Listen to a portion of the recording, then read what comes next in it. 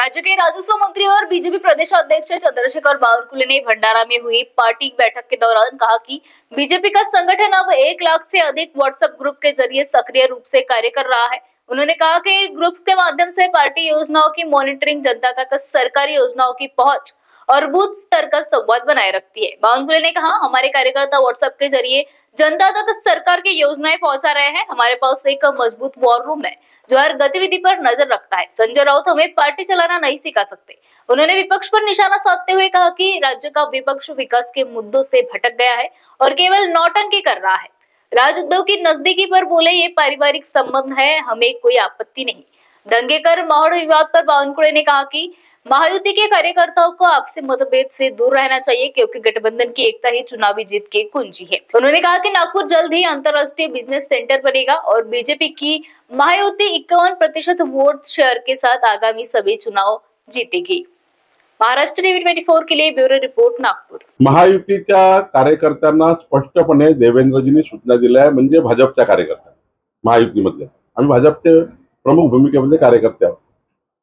आम्हाला सर्वांना देवेंद्रजी सूचना दिल्यात की महायुतीमध्ये मतभेद आणि मनभेद तयार होणार नाही, असं कुठलंही वक्तव्य करायचं नाही। भाजपाने आता त्यामध्ये बऱ्यापैकी भूमिका घेतली आहे। माननीय एकनाथ शिंदेजीही त्यांच्या प्रमुख जे नेते आहेत त्यांना सांगतील की महायुतीमध्ये मतभेद मनभेद होणार नाही।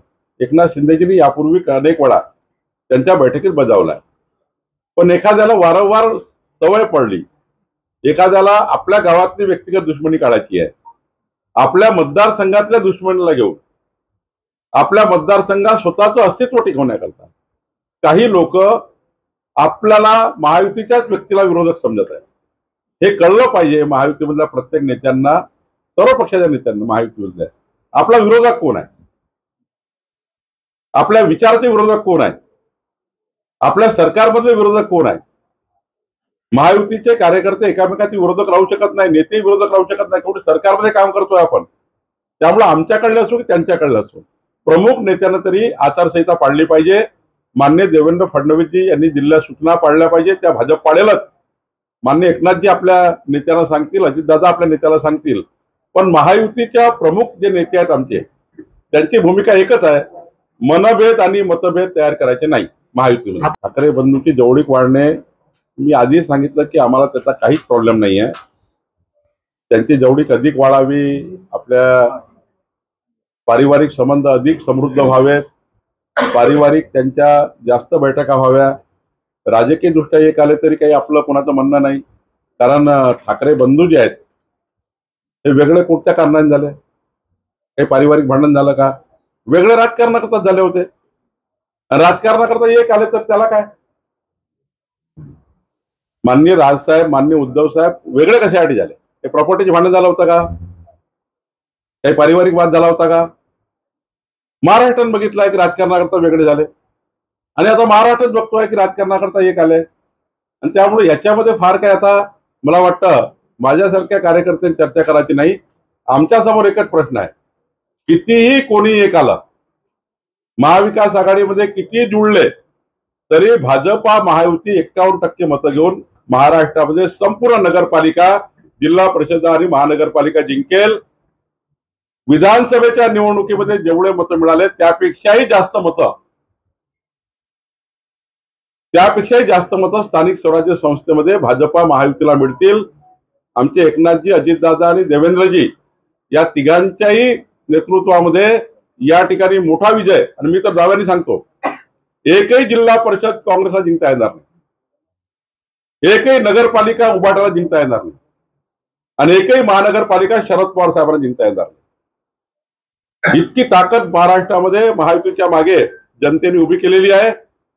शेतकऱ्याच्या पाठीशी देवेंद्र फडणवीसजीचं सरकार उभं राहिलं आहे। 32,000 कोटी रुपयाचं एक शेतकऱ्याला आधार देण्याचं काम खरीपामध्ये पुन्हा शेतकरी उभा झाला पाहिजे, याकरता काम माननीय देवेंद्र फडणवीसांच्या सरकारने केलं, आमच्या सरकारने केलं, आणि वाटेल ती मदत आम्ही शेतकऱ्याला करू। पण आमचं सरकार हे शेतकऱ्याकरता, शेतमजुराकरता काम करत आहे, आणि त्यामुळे जनता, शेतकरी, शेतमजूर, आणि पुन्हा तर माननीय प्रधानमंत्री मोदीजींनी दसरा दीपावलीला गिफ्ट दिली आम्हाला, 27% जीएसटी कमी केला। 27% या राज्यातली अनेक वस्तूवर म्हणजे मध्यमवर्गीय गरीब व्यक्तीच्या झोपून उठल्यापासून झोपतपर्यंत ज्या वस्तू मध्यमवर्गीय गरीबाला लागतात त्या सर्व वस्तूवर 27% रेट कमी करण्याचं काम मोदीजींनी केलं. त्यामुळं यावर्षी मार्केटमध्ये ज्या पद्धतीचा उठाव आहे 27% रेट कमी केले. मध्यमवर्गीय गरीब माणसं जे वस्तू घेतात त्याच्यावर साऱ्या वस्तूवर जे गरीब कल्याणाच्या मध्यमवर्गाच्या कल्याणाकरता काम केलं आहे आणि त्यामुळे जनता आमच्या बाजूने उभी आहे. जनता महायुतीला मत देणार आहे. मोदीच्या मार्गदर्शनाखाली देवेंद्र फडणवीसांच्या नेतृत्वामध्ये एकनाथजी अजितदादाच्या त्या ठिकाणी नेतृत्वामध्ये आम्ही जिंकणार आहोत आणि हे पिसाळलेले आहेत. त्यामुळे पिसाळलेले आहेत.